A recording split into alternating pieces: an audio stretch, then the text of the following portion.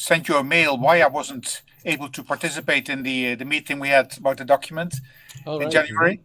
I got stuck. I got stuck in Paris. I was on my way back from my grandchildren in Boston, and the flight went to Paris, and then there was no continuing flight, and there would not be a continuing flight for the next 4 days. Wow, okay. Because of snow in Amsterdam. Yeah, then I thought I'd take a train. The trains were booked for the next 2 days. There was not a single train I could get on, so I came the day of the meeting at midnight. I came to Tilburg. Wow, intense. And that was because of snow in Amsterdam. I just couldn't believe it. How come we can't even handle a little bit of snow? No? Crazy. I'm surprised. Crazy. Anyway, that's why I wasn't there. Well, yeah, I mean, thanks, and yeah, don't worry, we're okay, and yeah, now the report has just been.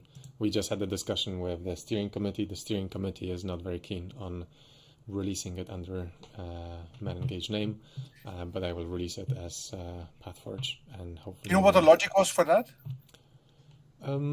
I would be very happy to discuss it at another time, I think. Okay. I'd be interested to learn, because it has gone through the whole Man Engage Europe and even Man Engage Global sort of feedback system. I was surprised when I saw that message. Yeah, I saw it. Yeah. Yeah, I mean, we'll talk about it when we next meet for the working group. I mean, right now I already started the broadcast, so I'd rather leave the discussion for another time. And if you are tuning in to this broadcast on the live stream, what we're talking about is a report that will be soon released about positive narratives and using them to engage men in gender transformative work. And it will be out very soon, probably next week. So I'm looking forward to sharing it all with you. And yes, we will be starting the discussion group in just a few minutes. We have Jan, we have 24 other people signed up to this, so let's see how many of them to participate. If anyone, yes, participants. Okay, so let's see if anybody else shows up. I was being very optimistic, and Alex was laughing at me. No, I like it. It's necessary. At least it's the time that more people can join. I mean, if you do it at 10 o'clock in the morning during a working day, like we had with the Man Engage meeting, then it's not surprising that many people cannot show up, because they have obligations. Yeah. Even if the job is in this particular field, they have obligations to fulfill. Yeah. Well, so Alex was just suggesting that maybe we should move this to 5 p.m. rather than 7 p.m. Okay. So that it would be right after work, so that people could maybe more easily... Unless they have kids to look after. I think that's a fair suggestion. Maybe we should do that next time. But perhaps it may be interesting to just find out, because if people have young kids, they will be picking up the young kids, bring them home. At 7 o'clock, is the kids have already eaten. So it would be good to just check. For me, 7 would be better when I was, with young kids. 5 would be a bad time. 7 would be a perfect time. 8 even better. I mean, realistically, we have 24 people signed up. I'd imagine that statistically, there will be some like this, some like that. I think we've been trying the 7 p.m. for a while. Let's try the 5 p.m. and see if it makes a difference. I have also invited the authors of the report. I couldn't actually find email addresses to the authors themselves. So I emailed the Institute for Strategic Dialogue. Yeah, I don't know if this has reached them or not, because, yeah, that's where we are. Okay, let's give them another 2 minutes, and then if not, then we'll just start and have a chat between us. And if somebody joins later, then they join later. Yeah, I'll just enjoy my infusion. I was going to make a tea, but it's a bit too late for this. Maybe an earlier hour also means that I could drink caffeinated tea and still be able to fall asleep later. Or a later hour, and then I can have a glass of wine. Yes. I mean, it's afternoon, Alex. I think it's... Oh, we do have somebody. Oh, Lakshman, fantastic. Hey, Lakshman. Great you could join. Hello. Hello. Thanks for joining us. Sure. All right, I think let's just kick it off. And if more people join in due time, then we will invite them in.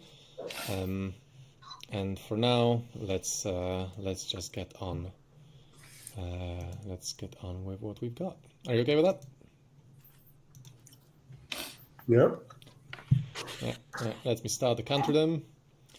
And welcome you to Discussing Men, which is a reading group for all who would like to expand their knowledge about men, masculinities, and the work that is done in this field, and stay on top of the current research and developments in the field.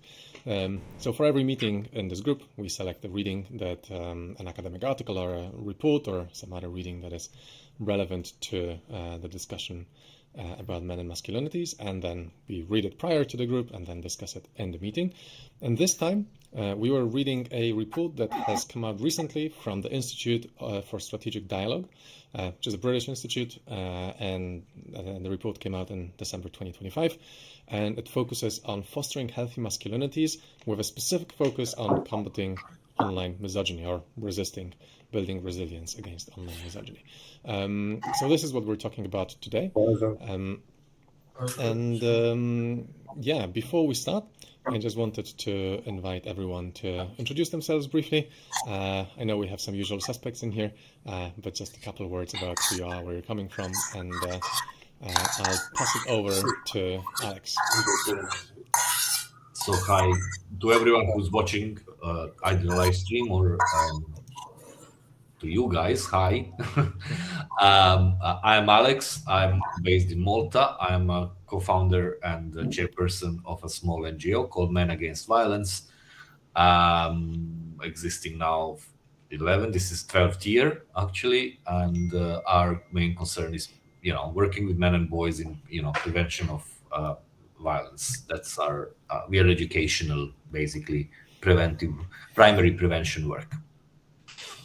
Jan. Right. Jan, based in the Netherlands, gender justice activist and consultant. And when I was reading the paper today, I thought I should mention that I've been very much active in the field of SRHR, sexual and reproductive health and rights, and comprehensive sexuality education, which was really reminded, it really felt very much in that same line of thinking. Lakshman, who are you? Who are you? That's a good question. For you to answer. I'm still trying to understand that as well. Well, I'm Lakshman, originally from Nepal, right now based in the US. And I am with the Global Secretariat at the moment of Men Against Alliance. I also teach a course on men and masculinities in international affairs in the George Washington University here in DC. And I've been going around in a number of areas of work, particularly within the men and masculinities field as well, from programs development to piloting and scaling up to evidence building to knowledge building, capacity strengthening, and advocacy. So a range of, and then also offering technical support and guidance to the UN agencies, governments, but particularly in the area of violence against children. So it's kind of a cycle of violence approach, and looking at life cycle approach as well. Mainly focusing on how can we focus our discourse, policy, programming, thinking, be more informed by what we understand as gender transformative approach, going beyond very performative work with boys and men to really a transformative one. So been thinking of all of these. There are more questions than answers, obviously, but happy to be here. Fantastic. Thank you very much. And my name is Dr. Simon Vogt. I'm a philosopher and lecturer in ethics and founder of Pathforge, the organization that is bringing you this very podcast or discussion group. Like I said, today we are talking about a report from the Institute of Strategic Dialogue, fostering healthy masculinities, building resilience against online misogyny. So I guess we are ready to kick off the discussion. Take us on. The way we organize discussions in here, Lakshman, you're joining us for the first time, is we will have a 40-minute discussion first. I'll have a 5-minute break later, and then another kind of 35-40-minute discussion. I created those rules for kind of like a potentially bigger groups of discutants in which we want to make sure that everyone has a chance to talk. So I usually start a 2-minute timer when someone starts talking to make sure that they don't, keep talking for 10 minutes and then nobody else has a chance to talk. Please take it as an advisory thing, obviously. But when you see the timer kind of getting to 0, it's a sign to pass on the mic. And I'll start the timer for the first session, 40 minutes. And to kick us off, I wanted to start with a quote from the report, which maybe is quite clear to us, but it's quite interesting that this report has come out and quite specifically said that, and this is from the introduction, though women and girls are disproportionately affected by sexual violence, misogyny, and patriarchal norms affect boys as well. Societal expectations often pressure boys to appear invulnerable, while seeking help or expressing vulnerability is frequently stigmatized as weakness and not being a real man. Rigid gender norms can prevent boys from recognizing when they have experienced abuse from signaling need for support, and so on and so forth. So it kind of lists a number of negative consequences for men and boys, concluding that without safe and supporting avenues to disclose abuse or seek help, boys often internalize those harmful social norms, leading to feelings of guilt, shame, anger directed at themselves. And acknowledging this dynamic is important to addressing the full impact of misogyny. And I was really, and it was really interesting to read this report, kind of directed at a much broader audience than only the people who are working with men and boys, so explicitly saying about the impact of online misogyny, and it being kind of impact on boys and men as well. So I just wanted to pass it on to you from here and say, how does this come up in the work that you have been doing, and how are you reading those words as well with respect to the current discussion about masculinities? Okay, I can go first. I mean, I'm coming from started everything that I do in this field, it started basically as a sort of prevention of violence. So you work with men and boys, and the goal in itself was, okay, how we can what are the tools we can give to these boys to tone down the aggressiveness, to deal with the situation without resorting to violence, and so on and so forth. And as the time goes by, you realize that it goes deeper than that, and that obviously the well-being, the misogyny, or the patriarchal society, patriarchal structure, patriarchal teaching, or whatever you want to, this spectrum of terminology that you could use, has actually tremendous effects on boys as well. And also led me to realization that very often boys do not, in my experience, have a safe space or safer space where these things can be discussed.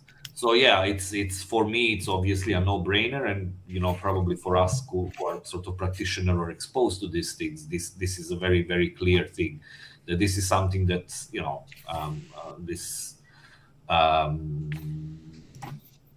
there are goals and targets and what have you. The prevention of violence is one of them, but the well-being, mental, physical well-being of boys is also one of the big things that could also then contribute to prevention of violence in itself. In of itself is a preventive measure. So yeah, I mean, there's absolutely nothing that I would disagree in that statement, and it's nice to see it in a report which is not coming from, which is aimed for a wider audience, not just for us who are already sort of involved or in the know, or understanding of it. Let me continue on that line. For me, first of all, when I was reading the document, I felt a lot of déjà vu. Yeah. Because I've been in this field for the last 40 years now in terms of comprehensive sexuality education and gender-based violence prevention. And they've only added men and boys. And if they had actually learned from what women and girls have already been doing in terms of methodologies, failures, successes, it would have moved on. And number two, what I felt very strongly, and especially in the beginning of the document, they were directly referring to the broader systemic problems that we are part of, but they don't come back in the methodologies. It got stuck there. Mm-hmm. So the elephant in the room is named, but then shoved aside. And I found that rather disappointing. Not that any program can take on everything at the same time. Understood.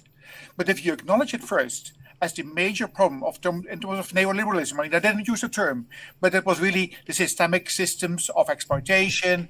The words, the particular countries that we could refer here to were not mentioned, but were mentioned without a name. The authoritarian systems were mentioned without the names. And yet, when it comes to solutions, it goes back to the old SRHR and gender-based violence prevention methodologies. And one thing was missing, actually. I thought, finally, we could have the same thing. For many, many years, there have been help desks for girls and women in many countries of the world, where you can phone anonymously, and if your phone is not yours, you can actually use SMS, or you can have different systems, depending on the age and the country that you're in, how far you have developed. That has never been developed for boys and men. When I was actually doing training for trainers, for facilitators of telephones in Bangladesh, I raised this, and then the women that were receiving the training said, but we don't know about boys and men. We don't have that knowledge. We don't get the calls. And I said, well, are you actually sure? Are you sure you don't get? And then some of them actually said, we do get phones from boys and men who feel in trouble, and they don't know what to do, and we don't know how to respond to them. And then I really felt, when I was reading the document today, why isn't that brought up as a sustainable system? It's individual. It's not systemic. It's sustainable. It says individual, but you can help individual boys and men who can then take it on in safe spaces, sometimes with teachers. Often teachers are not safe, but with facilitators in sport clubs and all that. So you can do more. And I felt that was actually a missed opportunity in the different proposals of what could be done. It was almost a repetition of the old things. And of course, one thing that came back here as well, but not as a problem, but more as an opportunity. My experience has been parents, adults, are usually the problem. In fact, young kids have always asked me, could you please give the same training to our parents? Because they don't know what we go through. They don't know what we see on the internet. They don't know what porn we see. And then I sort of critically ask, do you want them to know that you see porn? No, but you can explain the issues we feel because we don't know how sex works, and then we look at porn. So they actually literally ask, can you ask our parents? Now, my experience in many countries, including the Netherlands very much so, is that parents are often objecting to comprehensive sexuality and life skill education, even though it would help the kids to prepare themselves for the wider world, not just on sexuality issues, but also on misogyny issues, because they have no clue where to go. They don't know where to discuss that. Parents often feel, that's our responsibility, but they don't do it at all. So the problem is, it is not done. Parents block then the system. We have a program that is called Springtime Butterflies. It's an education program for primary school and secondary school, and it is in different stages depending on the age. For the last 3 or 4 years, that is done by Rutgers, which is really a comprehensive sexuality education program. They've actually said, the parents have now said in many places, particularly from conservative religious background, but also some political parties with conservative views, we should not have these things because kids don't need all that information. And that's exactly what we're talking about in this document. Kids do need the information to prepare themselves for the larger world, where they get bombarded with commercially interested parties who want to sell them the world as an answer to what they feel as their doubts. I stop there. Right. Thanks very much. Maybe before I pass on, because I feel like we delved really quickly into this without maybe kind of like giving an outline of what this document is actually about, so that to kind of ground the discussion. I think it's really interesting that the document like starts from identifying what are the dangers of like how online misogyny is spread, how it affects boys, and then it goes on to those kind of solutions that it promotes addressing this through fostering those better masculinities, right? And I think that in here, what you're saying, Jan, is really interesting. Like, what does it actually recommend? What kind of actions it recommends to do this, and what kind of actions it doesn't.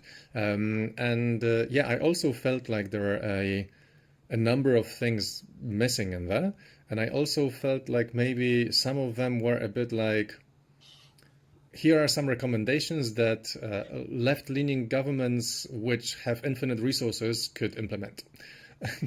And I had the impression that maybe it would be really nice to see like more solutions that are kind of, I don't know, like take into account the present political situation, for example, right? Or maybe appeal to a kind of broader audience as well. But I wonder what you thought about kind of the general gist of like the recommendations and what kind of is the message of this report.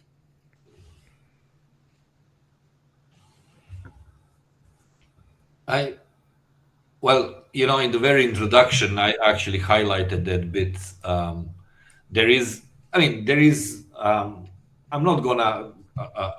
not overly critical of the document. I think that there is a lot of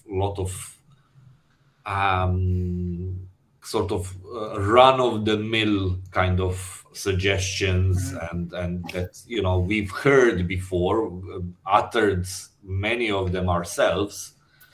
And they actually saying in the introduction that the cross-cutting policy implication, the bridges online offline context interventions, that they have to be gender transformative, rights-based, survivor informed, adopted and adjusted to local realities, and so on and so forth. Which is something that sort of it's at the core of it, that the issues are multifaceted, and that they need a systemic approach and all this other stuff that is mentioned, which is absolutely correct, and I absolutely agree with. And I like the report because there were some of the later on in the document when they go through some interventions or some activities or some projects being done that tackle specifically digital world in a different way. I liked it because some of them I did not know about and what have you. But again, I think that although they recognize the importance of policy, the importance of laws and top down, something from that has to come from some higher hierarchy of political power or governments and stuff like that. Although they recognize it and it's mentioned in the recommendation, I think that the concentration of the report is on interventions which are individual or small scale or target something that we do like NGOs and stuff like that, which is useful, which is work that has to be done, which is I otherwise wouldn't be in it if I thought that it's not. But the emphasis on if we don't tame the algorithms, Simon and me, because we joined a few minutes before, we were just talking about it. It's like you have a massive fire and we have these little buckets and we are pouring on it, but then from behind there is a massive tank pouring oil on it. So we are not. We can control for a little bit, or have some success for a little bit and reach some boys, but as long as we don't find a way to control the origins, especially in the digital world, and controlling the algorithms, what these drives this misogyny further and further and makes it spread. The only one who has the power to do that is governments. And I just gonna, as an anecdote, and Trump's administration just proposed and bringing, I don't know if they did it, the law or whatever it is, that literally bans states individually from introducing laws that are controlling AI technology in any way. So we have, like, if that is implemented and European governments don't do anything about it and whatever. So that means that AI technology will be developing at the pleasure of or interest of the owners or billionaires or who they are. and without legal restraints, and so these are a lot of stuff that I think it lies at the core of it. And interventions are nice, important. We need to work on it. Creativity plays a big part and stuff like that. But especially for someone who's like 50s, turning into my 50s, so I'm falling behind in understanding of everything that's going on. But I think unless we actually wrestle with a big, question mark and big issue, it's just, pouring those little buckets and sorting a little bit of something, but not actually solving the problem, which is, again, we're dealing with patriarchy. It's the structure, it's the system, it's the rather than individual. Thanks. Lakshman, would you like to chip in as well?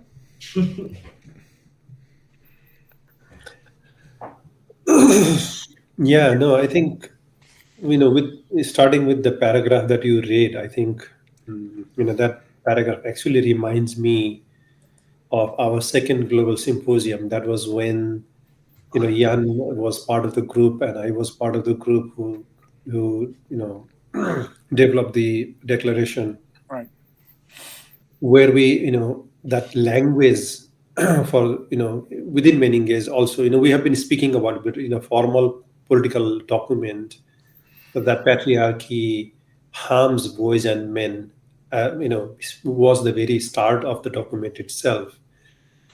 That solves to multiple levels. One is that also to say that, acknowledging and locating the work with boys and men within the, within the broader feminist landscape, to say that, when it comes to the violence, indeed, GVV in particular, indeed, disproportionately, those who don't conform to the patriarchal dominating identity are the ones that are highly affected, right? So to locate that as a political framing, but also to go on to sort of bring in boys and men into that conversation is to also expand and push for expanding the understanding and definition of gender being inclusive of boys and men's experience as well.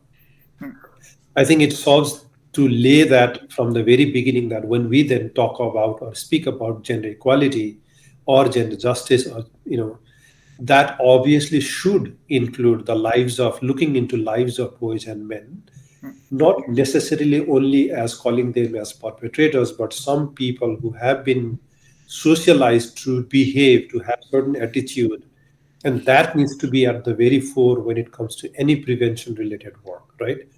Whether it's on from the programs to policy to understanding at societal, community, or state or institutional level.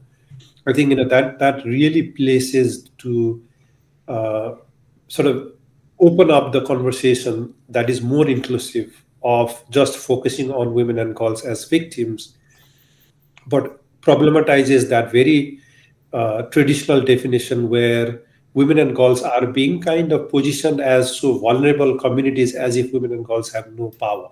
Right. Which is not completely true. Women and girls do have a certain level of power, but I guess the challenge that we need to understand and unpack further is how does that show up in interpersonal level versus how does that shows up in structural level, and how that then influences their lives in terms of decision making and of their own bodily autonomy, or what rights will women and girls or men and boys of certain identities, certain geographical locations, looking at the intersectional identities will have. So I think that paragraph solves to locate that, which I'm glad to see that this report really places that at the fore. But I guess I think, what I was trying to understand and I wasn't really clear, I'm sure you must have better clarity, is to also understand, I think the focus is so much on digital and online violence, right? But I didn't get a sense that, I think, yes, the focus is on digital violence or online violence, but I think placing that as just an online piece is part of the problem again. if we are not placing that as part of the spectrum of, it's the same misogyny that happens in my home is what I will, sort of show when I am online as well. And rather bit more intensely, as Alex, you were saying, because of the anonymity that comes with it, right? Because there is a performance again as a part of my masculine culture when I am in person and offline. And there, in both spaces, there is a performance expected as part of the masculine identities we bring as boys and men. And I didn't see problematizing that as part of the spectrum, rather than, again, the problem of the international development sector or UN system as well, to sort of box issues as if they happen in silos or in isolation, which is not true. That was the mistake that was made on issues like only, oh no, I only look at GVV, oh, I only work on SRHR. Right. That never solved the root cause of the problem. Now there is a better understanding. We need to work in an intersectoral way. And the report goes on to highlight that, which I really admire, that they focus on looking at. But then the recommendations are a little challenging, not overarchingly what I would have expected. But I think, yeah, it does a very good job. I was pleasantly happy up to a level of the report and what it intended to do. So yeah, I'll stop there. Thank you very much. Yeah, I think I have to agree about the kind of intersectionality kind of being signaled in the report, but not really fully explored, and all those intersecting kind of layers in which the problems appear. You guys already know that my favorite topic in this respect is class. And I noticed as well that the report at some point even says that they take a socioeconomic lens that is critical here. As many boys, and there's a quote again, as many boys' grievances are around limited economic opportunities and precarious employment prospects. And when combined with context-specific gender norms, this can cast men as breadwinners and providers. That heightens vulnerability and influencer narratives and so forth. And I think that it was really interesting. Like, I was really happy to see that this was raised, and it was raised quite close to the beginning of the report, but I didn't feel like it was really ever picked up later on. And later on, even there is a section kind of recognizing intersectionality and including, how misogyny interacts with racism, sexism, and other forms of discrimination. But class is not mentioned anymore. No. And class usually gets, when it comes to intersectionality, class is usually forgotten. It's exactly very often for political reasons. Yeah. Well, yeah. It is political. It's within the capitalist paradigm. So class always gets dropped. Yeah. And I have to say, when it comes to this, I was also reading some of the recommendations in the directed at what kind of technological solutions could be possible when it comes to various platforms and things like this, and I was thinking, to what extent are the authors asking us to dismantle capitalism, or at least kind of the kind of late stage surveillance capitalism based on attention economy, right? Because what they are effectively saying is that all of those platforms that profit from people's attention and the algorithms that are selling them things and and keep their attention to the platform, just stop doing that, which is a very noble goal. I would very much like to see this world, but I think that I was kind of a bit surprised to see this kind of put out there as if it was oh yeah, we'll just do it tomorrow, rather than this being a massive ethical problem that it goes far beyond misogyny. It goes in the very structure of our socioeconomic system, and class would have been really useful to mention in here as well, because it is based on exploitation of class is exploitation effectively. Anyway, that was my thoughts as to it's the recommendation where they sort of expect that these big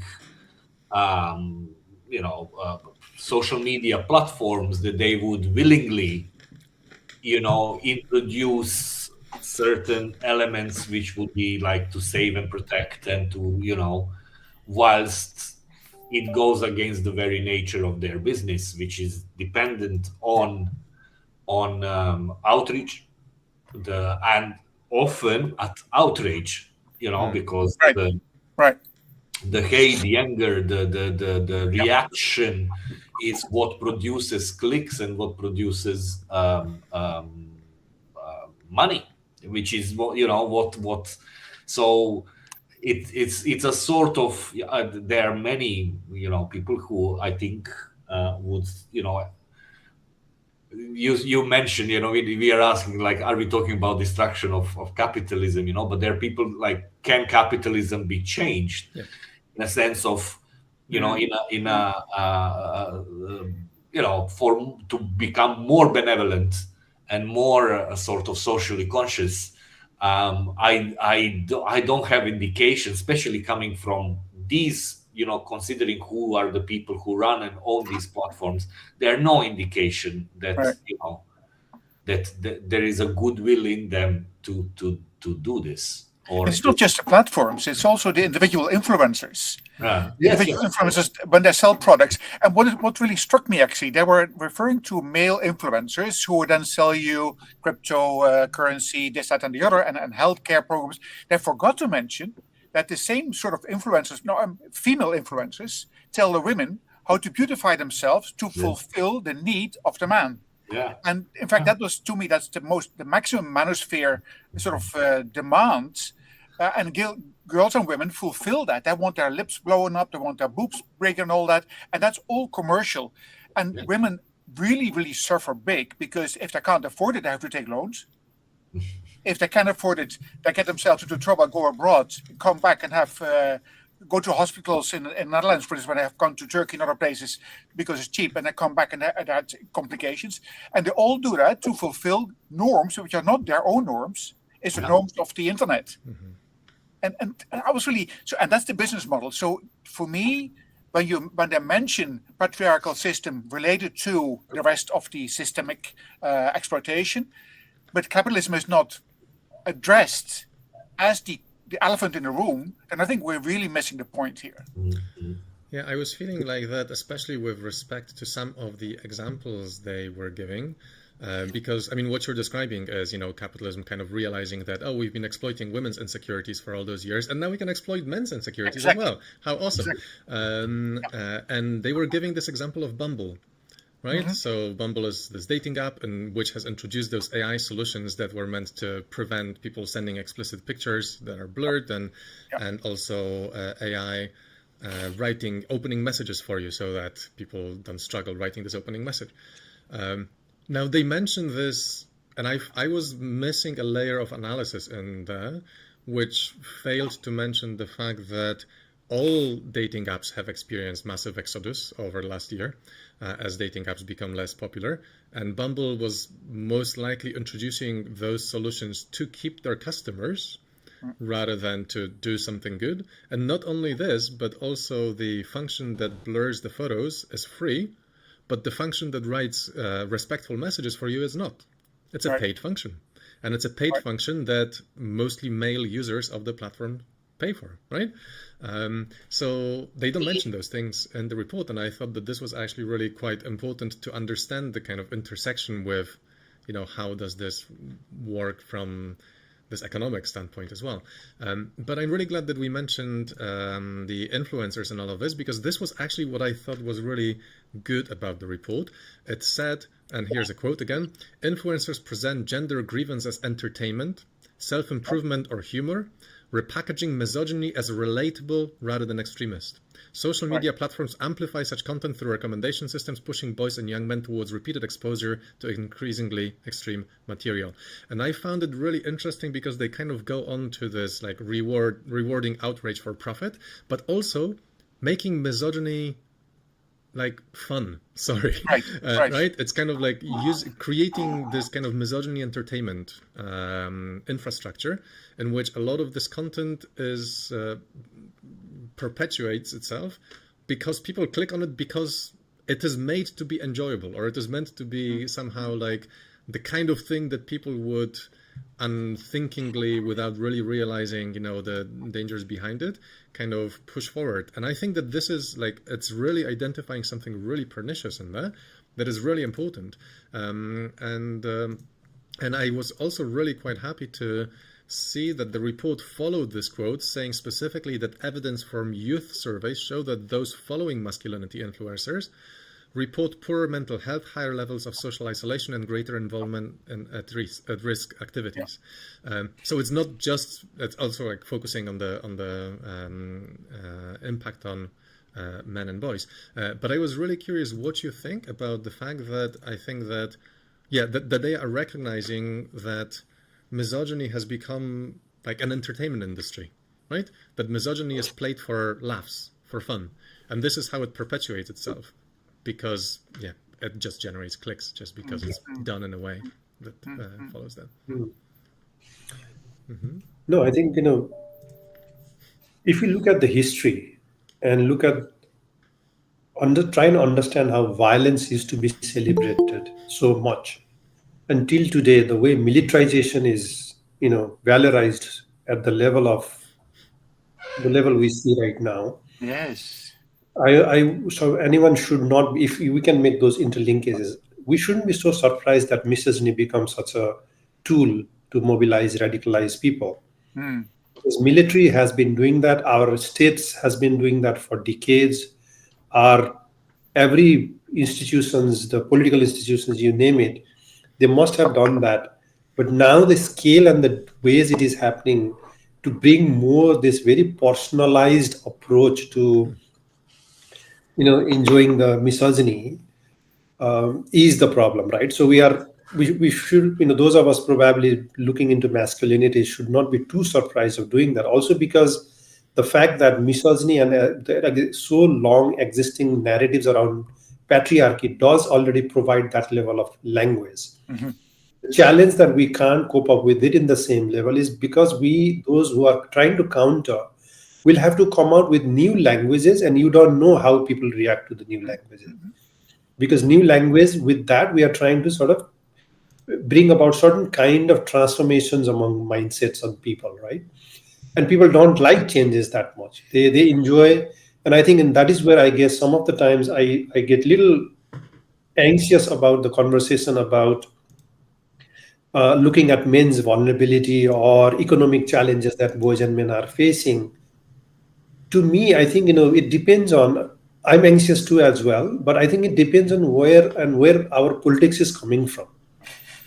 Whether our anxiety is because boys and men will not be able to get the job, earn the money, and be the breadwinner. So then that means to me, we are reinforcing the stereotype and we aim to dismantle. But for me, the anxiety is if that becomes creates a circle of violence where it again goes on to disproportionately affect the people who have always been marginalized historically, contemporarily, institutionally, and so on. And if, and this is slightly outside of this report scope, but I think what I've tried to be a little more provocative to say, what's wrong with boys not being able to get the job? Right. Then can we push boys and men to do the household work then, while allowing women to be in the economic force? Yes. Why can't that be the transformative thinking we should have? Why should always be afraid of, boys and men will not be able to get job, and hence, because then we are solving to the same stereotypes. And right? Can we have a balanced approach in the current context where socioeconomic paradigms and political paradigms have moved? Women are more in labor market. There is a need for men to then take on the care responsibility as much in an equal or fair terms. And ultimately, it's okay for men to not be able to get job, but rather they take on the household work and allow their partners or female members of their family to go and earn. They be the bread earner, they be the bread preparer, right? How can we think in that radical way and then craft some of the messaging so that we don't fall into that crack of, that's what I disagree with some of these conversations about, the anxiety about boys underperforming in education section, right? My question is, so what? What is the anxiety about, right? Until unless we go deep into that, and our anxiety comes from the fact that, boys and men will not be able to get the job and they will be vulnerable to become more radicalized. But for me, I think, yes, that's true, but that's not the whole story. Can we be more transformative in our own thinking as well on that, right? So I think that's what I have lately started finding missing from number of analysis reports that we do. And yeah, the economics or being the breadwinner should be challenged on in itself as well. There can be bread preparers at home, and winners can be someone else. Mm-hmm. Well, I fully agree, and I think, Lakshman, I think one some of the problems we face now is that, as often as I say in lectures, women have moved forward, men stood still. They have not moved forward. So their education levels are still focusing on the jobs. They're still focusing on being a breadwinner. Yeah. And the sad story, and here we have to also have introspection in not the women's movement, but many women. They actually expect the man to be breadwinners, even if they want to have a job themselves, but they want to be able, particularly with educated, highly educated women, after the second child, they say, well, why should I go back to work? My husband can do the work. And here goes the high level of education that they have received with subsidy from the state, goes into waste. And they literally say, in fact, I've talked to some women literally telling me, we are the problem, blocking men not to reduce their workload because we want to be at home. Now, that's higher class women who can afford that, because poor women have to work anyway because their husbands don't earn enough.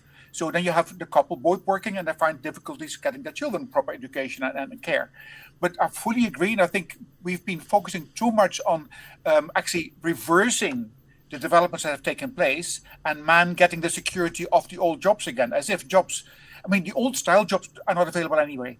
They've all gone. The mining, except for a few locations where Trump still says we're going to have the mines reopened and all that, but that's all gone. It's not going to happen.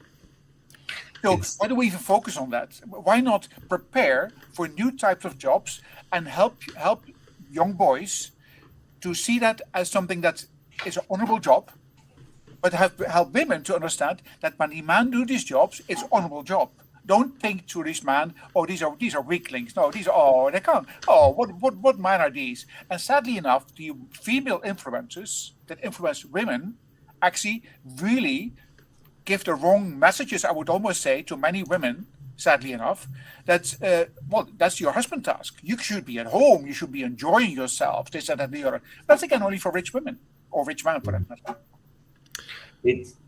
I will just very briefly say that we have received in the meantime a comment that you will laugh at in the very context of what you just said, because Michael Mike 8988 says, all caps, beta male, exclamation mark. That's it. Is he talking about himself? I can only assume that he is talking about himself. But I think, about the expectation of men's performance. Go on, Alex, please. No, I just something Lakshman said about, how this concentration, like recently there was an outcry because one of the very big podcasters had a podcast and were discussed the loneliness of men, male loneliness problem, and he said something along the lines, there are so many young men age to this age who cannot find a partner and who will very likely, and this is how he termed it, will not be able to pass on their genes. They will not have offspring. And then he said, and this is a very big, actually, we can make a whole program on about what happened in this podcast. Yeah. And then he said, so what kind of system should society put in place, for this problem? Because, it was automatically, it was so there is a problem of men not passing on their gene. So, if let's say that the population of the planet is 50-50, roughly, men and women, I mean, for every man that doesn't pass on his gene because he couldn't find a woman willing to do it, there is a woman who also hasn't passed her genes. But we are not talking about problem of women passing on their genes. We are passing, for every man who doesn't have a partner, there is a woman who's living alone. So we are not talking about women or loneliness problem. We are talking about male loneliness problem, and somehow it always gets centered. Yep.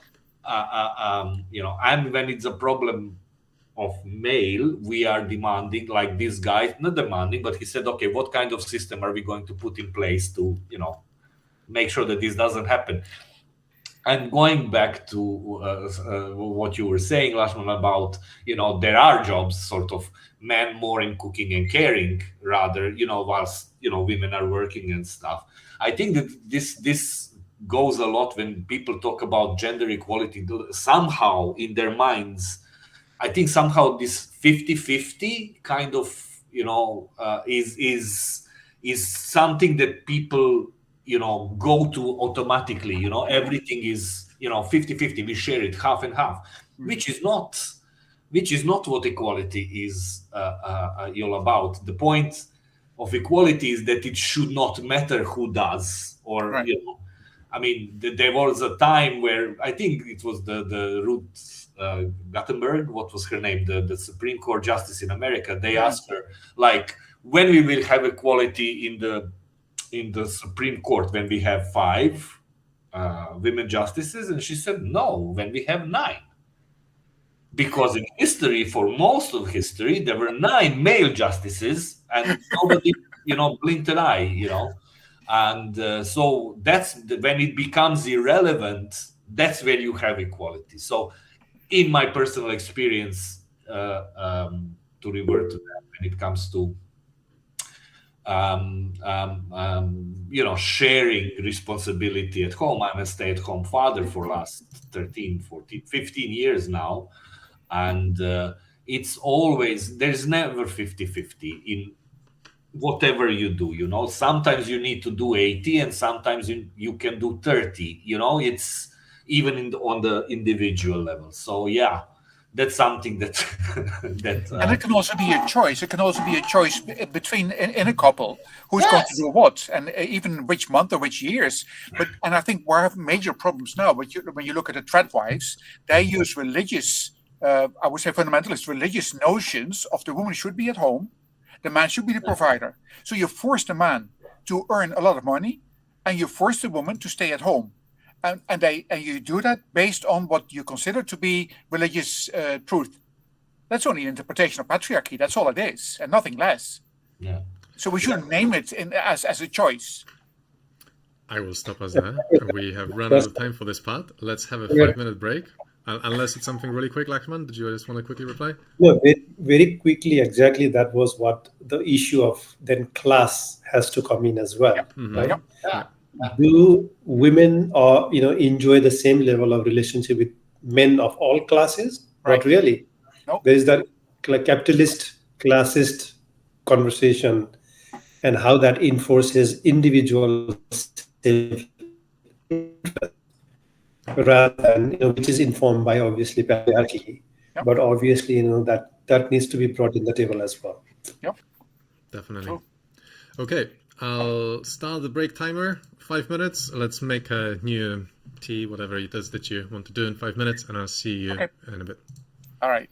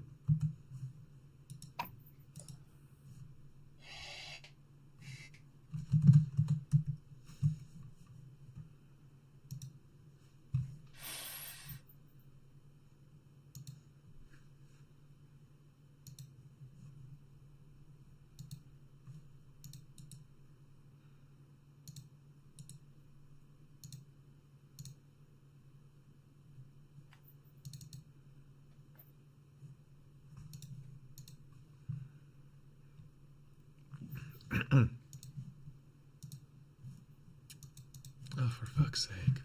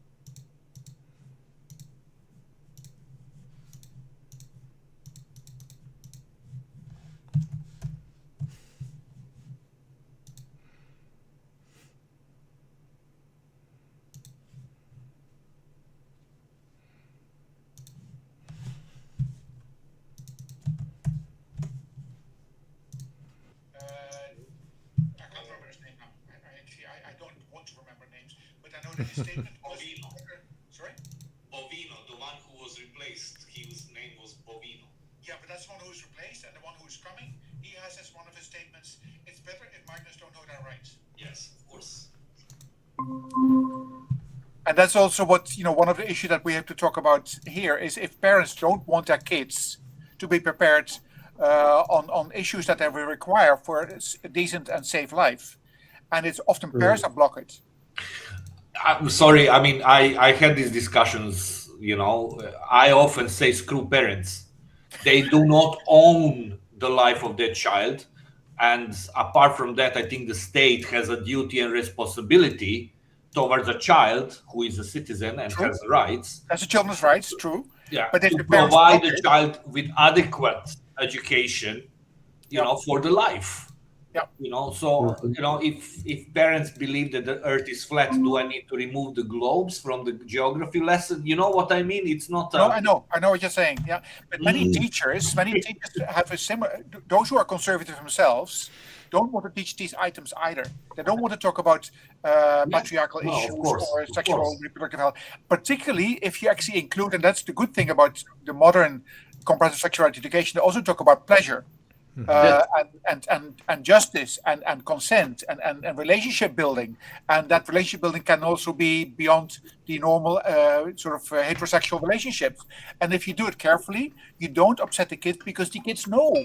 It's not that the kids don't know. In fact, my experience has been that kids know so much more than parents think. Would even acknowledge that the kids know. And the kids then want to have the better information so they can prepare themselves to be safe online and safe in their relationships.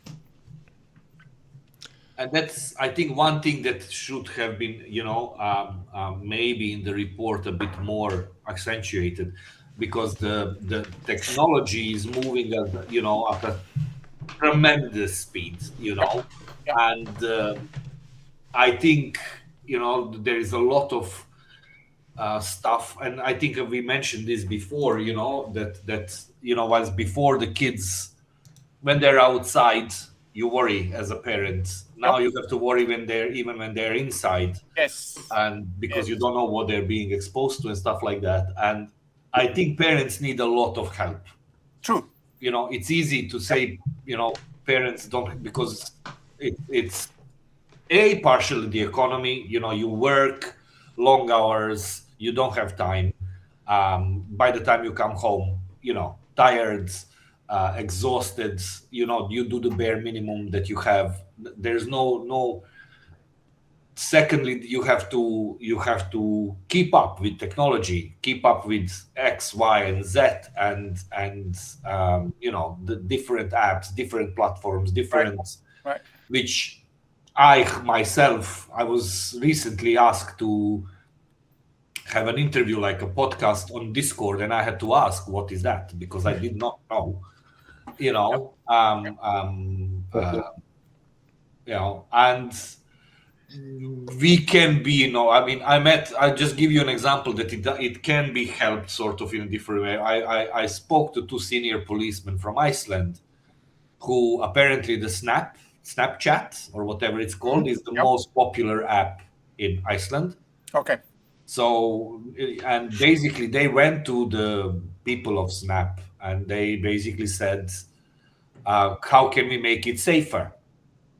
And basically they made an agreement where there is now a group of policemen. So for the reported content, which live has access to the back operation of the whole Snap in Iceland. Okay. So they can monitor everything that is happening, what is reported, the images and stuff in live, in real time, and actually take action when it's needed.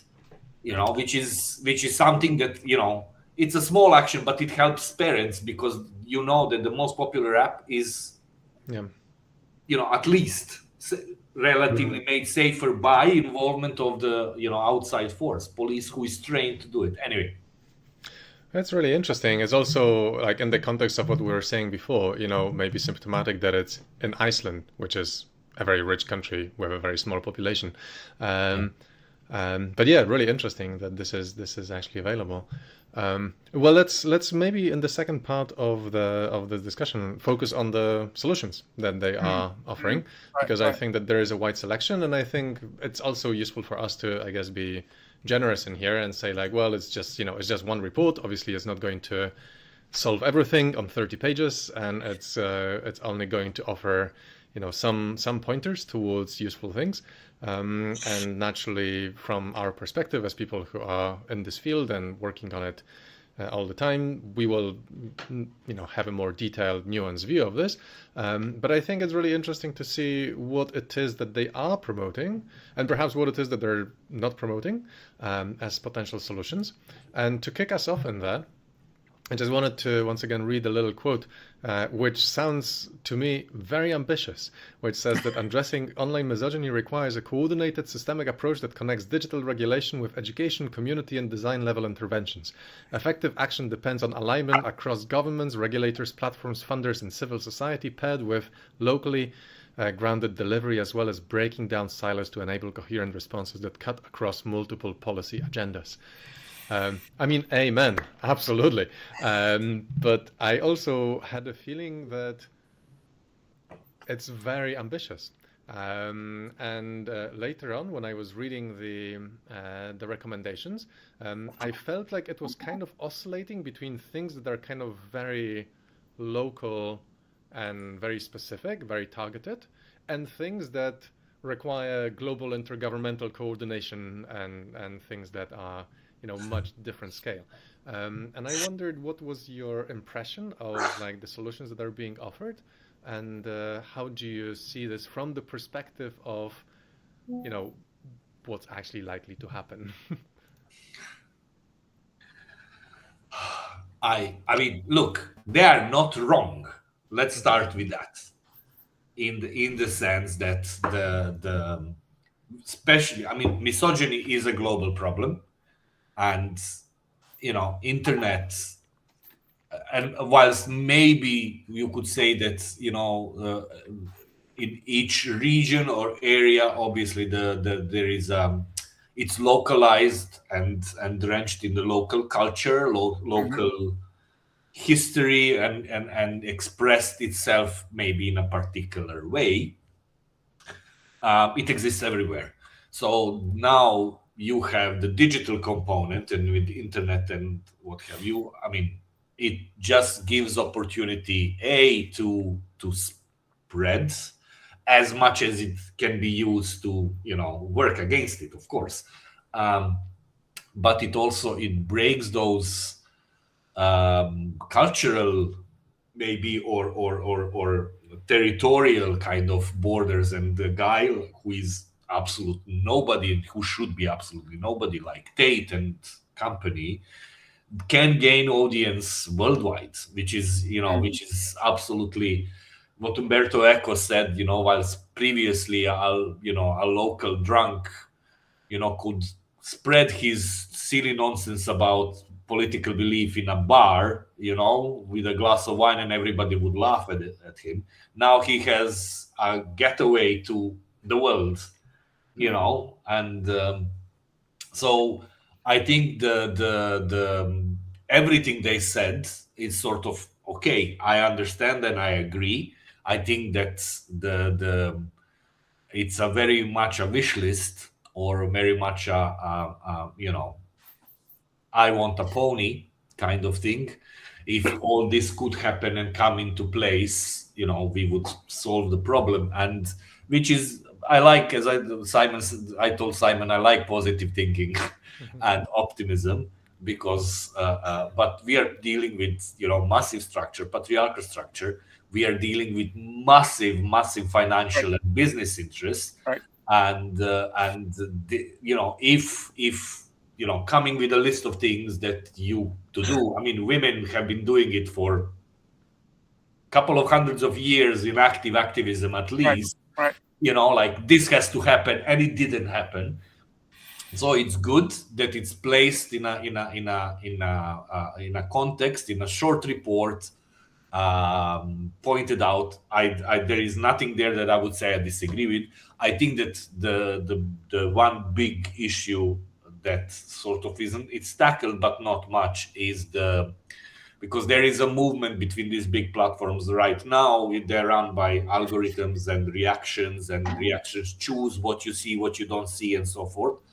But they are moving towards dropping that system and actually have the AI reads, decides everything in real time, what you see, which is for me much scarier. Yep.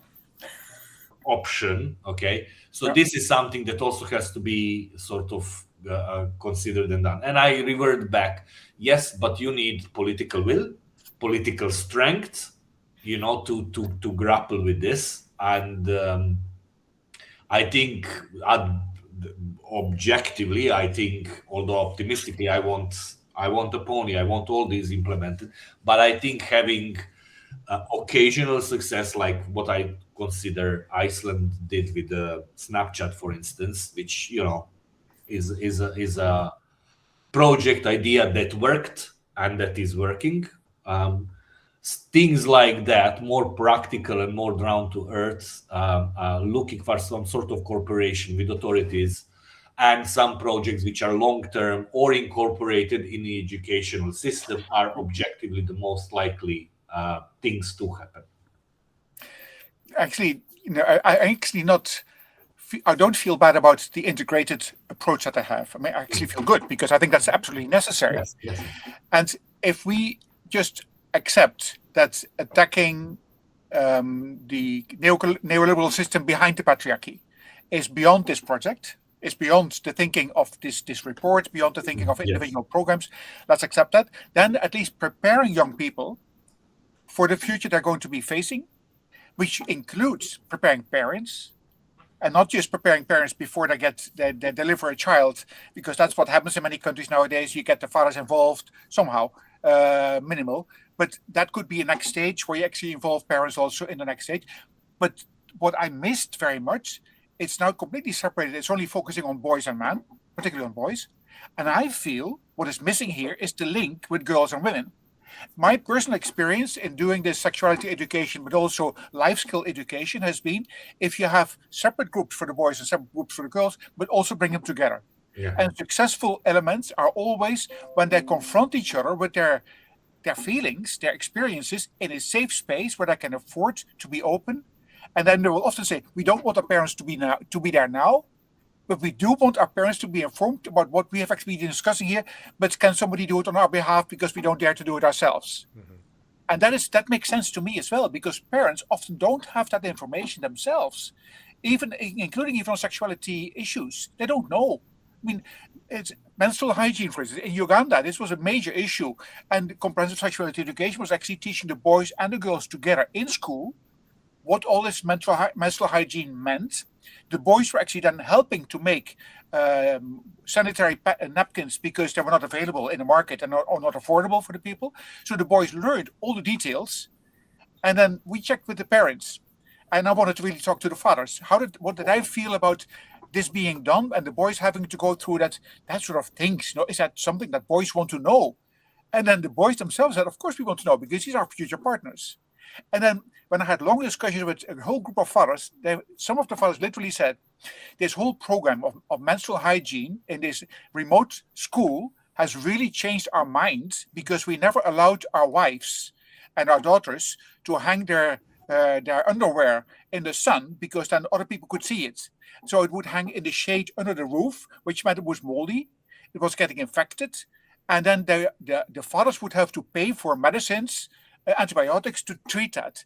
Now, with this new knowledge, we actually feel, well, that means that their underwear have to be in the bright sun, because it has to be dried and safe. And we now don't feel ashamed anymore, even if the other villages will see it, because our wives have menstruation and every month in that whole period, and so do our daughters when they grow up. So it literally actually meant parents now know things that they did not know before, or did not know sufficient before, or at least the fathers did not know. The boys know things about the girls, and the girls learn about the wet dreams of the boys. And they both literally said in the classroom, physically, we know this, but our parents don't know this yet. No? So I think that is something where I feel we should not always separate the boys and the girls. This program should not be focusing only on boys, because the girls are being influenced to fit the demands of the boys through their influencers, and they pay through their nose to get all these different things, whatever they're being promoted. The boys do the same thing. Why not start that discussing at that level, including even what Laxman was mentioning earlier, your expectations for the future, your job, your care roles, and perhaps even some boys really want to be carers, but they're not supposed to be, and then their peers will say, oh, no, you can't do that. That's a girl's job. You can't do that. Why don't start at a very early age, so that boys and girls learn, well, the life in the future is different than what it was in the past. And our parents were different. In fact, some boys literally told me, our parents could not know that because they had no education. We have mobile phones. We know through porn how sex works. And then I always ask them, is that how sex works? Well, actually, we don't know much more than that. So, all right. So they literally asked for proper sexuality education. They asked for information that they had no clue about. Now, if you can fulfill that need, I think you're really, really doing a good job to help kids. Not all the teachers are safe. Like in South Africa, kids in school literally said, we don't want our teachers, because when our teachers, particularly male teachers, when they know we have an interest in more knowledge, we as girls are in trouble. So they wanted NGO staff, not that there is a guarantee that every NGO staff is safe, but at least they were aware of the dangers of some teachers taking advantage of the willingness of girls to want to know more. And for boys as well. But to me, it's a mixture, and that's missing in the report. It's focusing on boys only, and then different stages, and that's important. And what is missing also, as far as I'm concerned, it's mentioned very briefly only religious institutions, religious schools. And I might have mentioned it once before. I had one colleague when I was living in Afghanistan who was literally, he was trained by a very good mullah, religious in madrashas, and he said, literally, I was trained because it was in the hadith, that how I deal with my partner when she is menstruating, how that all works, because I had no clue. So he had complete sexuality education that you can't think of the Roman Catholic or the Protestant schools in the Netherlands teaching that, at that level. He said, because the madrasa, it's in the hadith, you have to inform. So I asked him, can I talk to this mullah? He said, Jan, don't you dare. Because he will never admit to you that he's actually teaching that, because he's an old-fashioned good teacher. He was from the period that the king was still paying our mullahs, our teachers. Now that's not the case anymore. So now we have untrained teachers who have no clue whatsoever. And this particular male colleague that I had, then I met him a few years later when he was married, and he said, well, tell me honestly, did your wife have the same education? He said, no, my wife had no education whatsoever. When she started menstruating, she was pulled out of the madrasa. So I had to teach her about her sexuality and pleasure, because that was not part of her training. His training was part of that. And I'm not saying that all the mullahs and all the religious teachers would be doing that. Certainly not. But if you have an opportunity to at least make the atmosphere more palatable for parents, that they actually allow these things to be discussed in their homes, in a safe space, then the parents at least know when my kids, boys or girls, go through difficult times during the puberty and dive into their mobile phones or computers, we need to help them to find out what's going on. And we don't understand the systems, they literally say. So that's the task we have. And I think it's only briefly mentioned in the recommendation, but not sufficient as far as I'm concerned. So basically the education as one of the recommendations, right? Better education in there. And I mean, I think that we all have experience with this, and like you're very right to point out that maybe the education should not be extended only to the boys and men, but it should also be extended to the girls and the parents and everybody else. And I think this also plays to other parts of the report which focus on community and hybrid interventions. So it might not necessarily be education, but kind of hybrid intervention, something like this. And we already spoke about some of that as well, but I was really curious what you think about this, because it's specifically about online misogyny, and it's kind of, I think the interesting thing about it is also that it puts more focus on the technical, or like, the online side of it. And it talks about those recommendations, safety by design, and then about gaming interventions. Yeah. And I'm really curious what you think about those, because these are kind of the ones that I think we speak less about in our, pool. And I'm curious what you thought about those. No, I think I also wanted to respond to the earlier paragraph as well. And there are two issues to me there that we need to be really mindful of. One is, I find that paragraph really comprehensive in terms of how in reality it should be, and hence it becomes obviously looks ambitious, right? While at the same time, if you look at the other side of the story, if you look at the tech industry and what it has managed to do, it has managed to do all of that. And what we are asking is that we need to undo all of that, because it is creating more harm, right? So if the tech industry, in partnership with the governments, are able to do and put in place these institutions in place, such as globally, why can't then we can ask, at least in terms of undo that at the same level, is a question. And indeed, the reason why it looks ambitious is also because if you look at the tech industry, they have been investing this to have these systems in place for over 50 years now, and that's where they are right now, right? So yesterday, I was talking with my son, and he was talking with someone at one university here in the US, and apparently these people who he was talking with, they started developing AI codes 50 years back. That's long how the investment looks like, in order for them to be able to be in this situation where they are making explicitly everything they want. So that also means this, for me, that paragraph is also a call for the government and people like us, that is, our intervention cannot be just 1 year, 2 year and say we'll be able to solve the problem. It requires long-term investment. However, at the same time, I agree with Jan, and that is also a real concern within the feminist circle of the way the men and masculinities field is evolving, is that this paper also goes on to repeat the same mistake of making recommendations as if men and boys live in isolation. Right. And it is only geared towards men and boys, right? While I think what we could be doing better is to actually locate ourselves within the broader feminist movement and say that we will be building onto the gains so far made by the feminist movement. And the funding recommendation, which I find another problematic recommendation, is that the funding should not be only then be discussed about the work with boys and men. It should be the gender justice agenda. And that should have been done much more comprehensively, because that's where the anxiety is all about, no?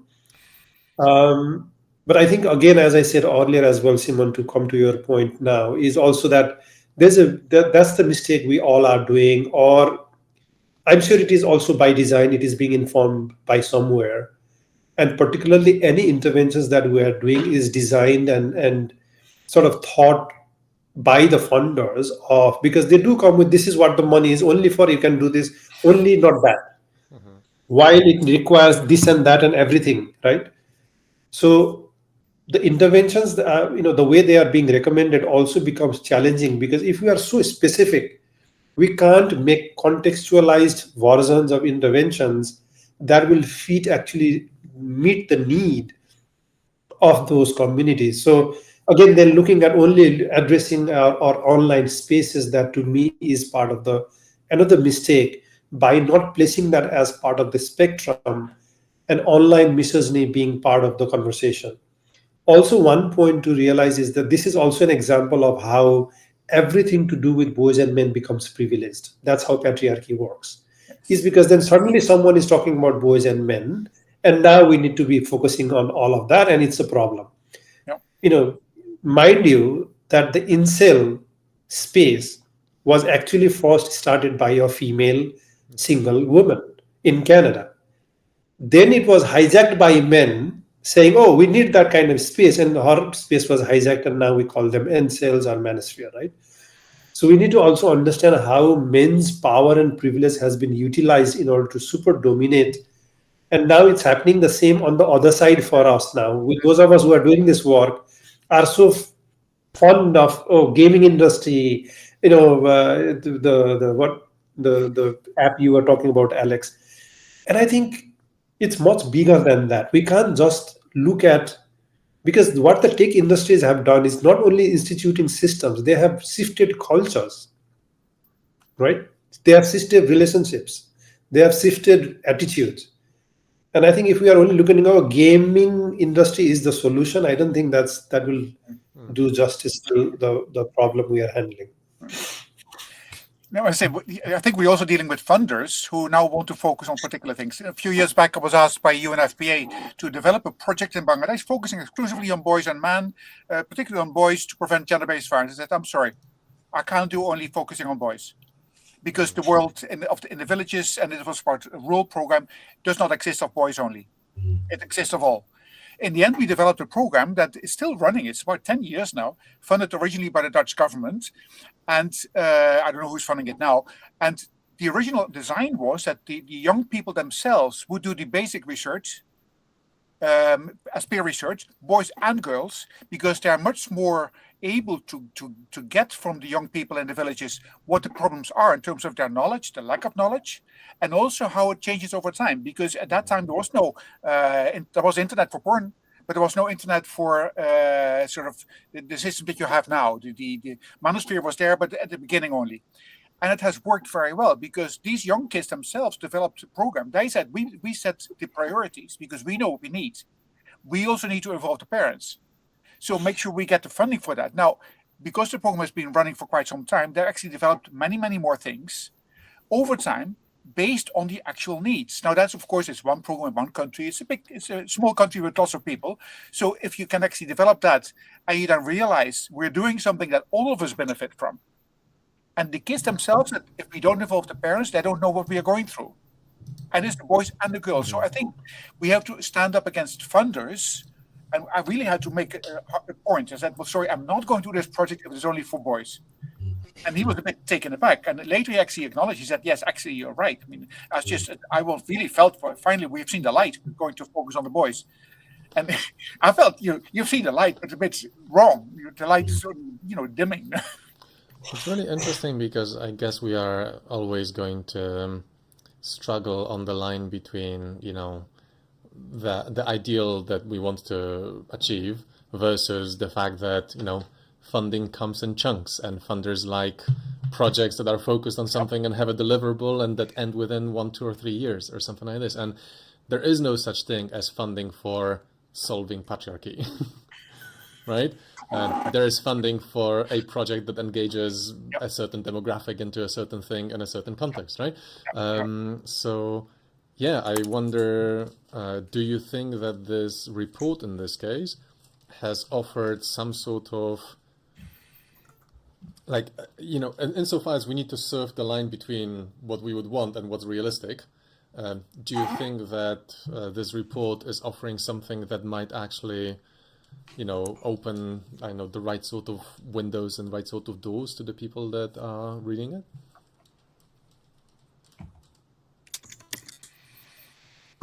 I can say, there is, as apart from few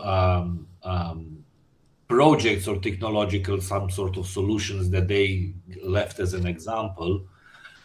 For me personally, I don't think that anything that they said was something, brand new or whatever.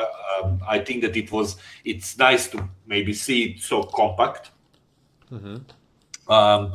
And it's useful because, you can use it. And, if you're going and talking to some, policymaker or something, you can tell them, you can point them to that, like, it's these are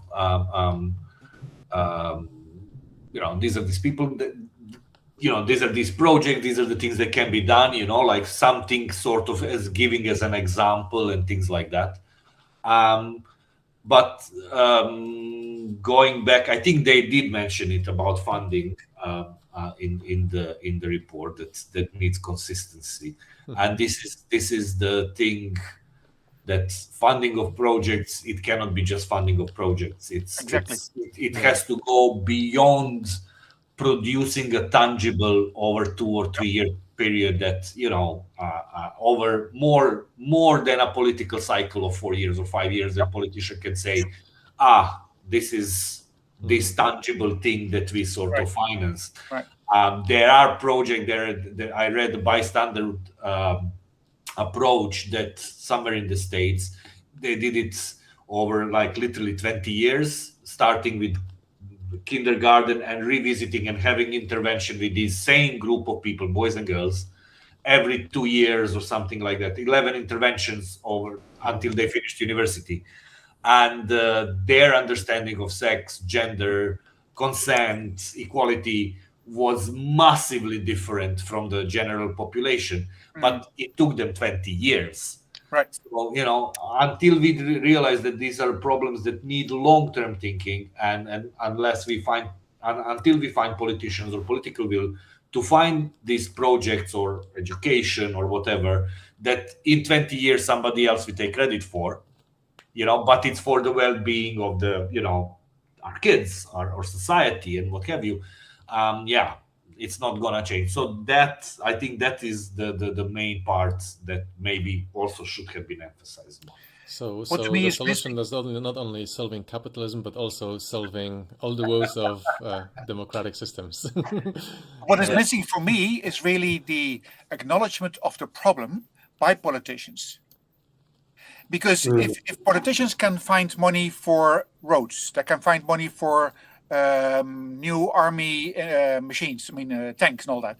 They can find money for other things, but they do not recognize the destructive power of the manosphere for the future of our own kids, and they don't recognize that as something we need to invest on. Then I think we've missed the point, and that's also what I miss in the recommendations. It does say, yes, we need more money, it needs sustained money, yes, but why? What about the acknowledgement of the issue to begin with? By politicians, by people in power, not the tech industry. They have a different interest.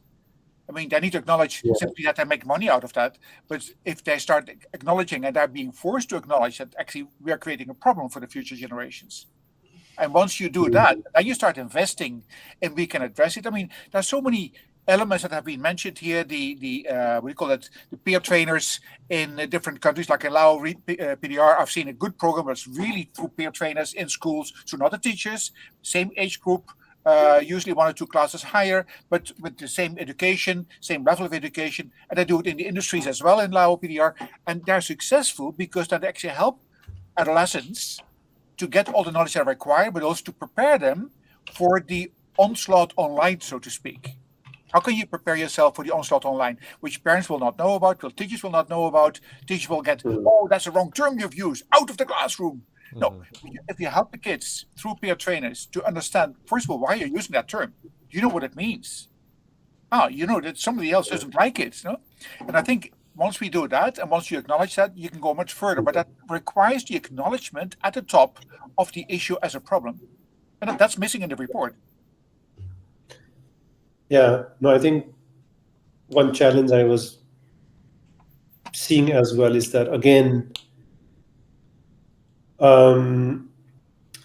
patriarchy cannot be dismantled by using the patriarchal tools itself, right? Or the manifestations of patriarchy or disguised forms of patriarchy. Just for smile, and I was, sort of thinking, if the objective is to help people to build better relations, ability and skills to have interactions with human beings, respectful interactions with dignity, respect each other, irrespective of any identities, it will have to bring people together. So I mean, one of the radical thing I was typing, but I think now I realized probably that's the solution, is to immediately stop this computer-based and online games and bring kids to the physical ground and bring, so that there is a human-to-human touch interaction happening.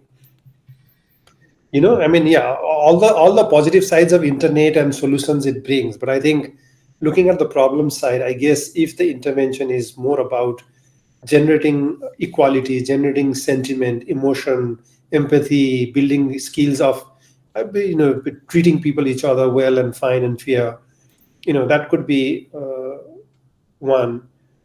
But also I think,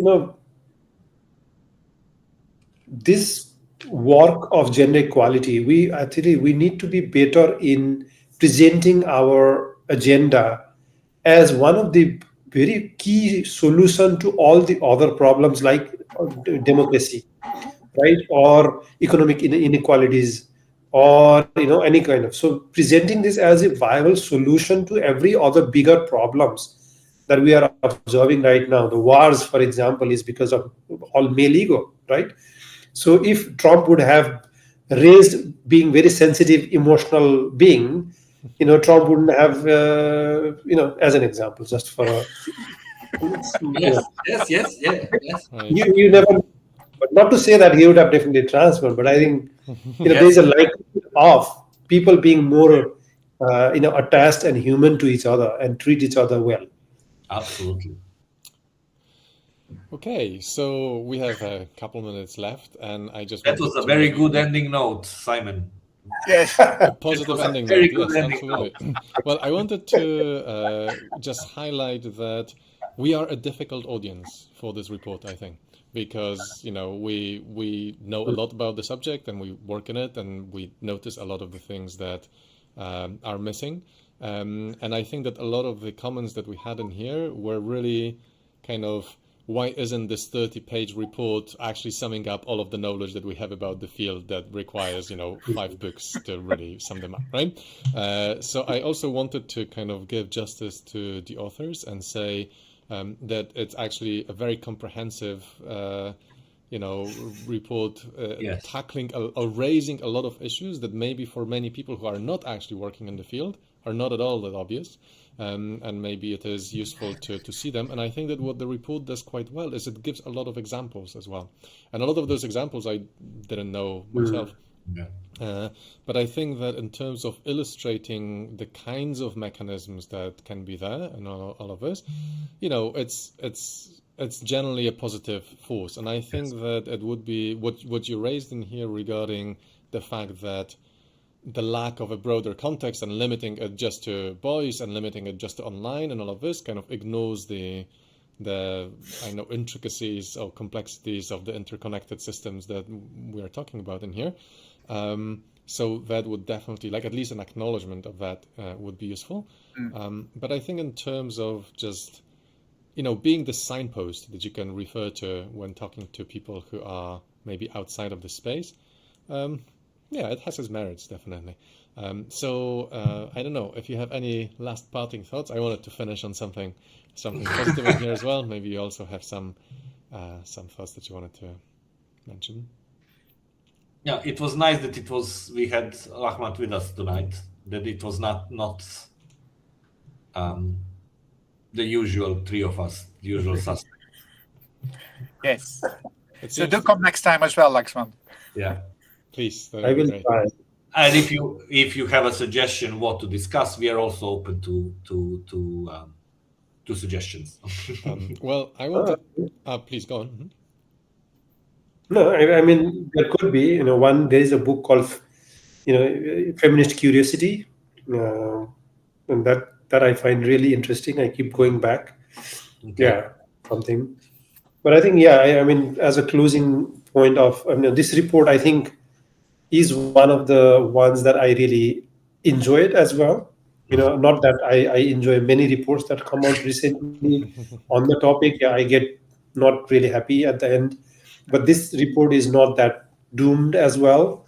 It does a very good job on actually consolidating the knowledge coming from the practitioner side, making sure that the complexity is well elaborated or articulated in the best way possible. Obviously, our report cannot do justice to everything that people like particularly speaking for myself, for making me happy with the reports or write-ups is not easy either. I always have something to critique, but the report does a fairly good job of analyzing. The only problem, and I got a little sad, was looking at the recommendation section. So otherwise, I think the report does a fantastic job to bring the analysis it needs to be, have in terms of the complexity of the problem, various examples from the ground, and opening up some new insights as to, this is happening with these tools and so on. But the recommendation, I would have only imagine the recommendation would have reflected the analysis better. Exactly. Yeah, agreed. Yeah. Very well. Well, thank you very much. As to the next reports that we could read, Alex, you're floating the idea of talking about this book. I'm just finishing to read it. Yes, I'm reading it right now. It's very thin. So I think it's actually doable, potentially, for a meeting. I think it's really interesting. Can you send me the link of that book? Yeah. I can send you the digital copy. I have a digital copy. Or send me one as well, please. Yes, I will. Okay. That'll be great, Alex. I'll send it to you via email. Okay, great. Thanks. And as we mentioned at the very beginning, the Positive Narratives report is going to be published right now. And I thought that it would be nice to have a meeting when we could kind of like discuss it as well. It would be lovely if there are other people in this meeting, because obviously Alex and Jan, you were involved in the creation of the reports. So, and Lakshman, you very generously offered great feedback on the report as well. So I would hope that we could find have a meeting in which we can have people who are not so familiar with it yet. But yeah, I'd quite like to also give it a little bit of airtime. So if that's okay with you, I would schedule it for the next or the following meeting. I don't know. We can talk about it. Yeah. Great. All right. Well, thanks very much. Thank you very much for your time and excellent discussion. See you next time. Take care. Good night. Ciao. Bye.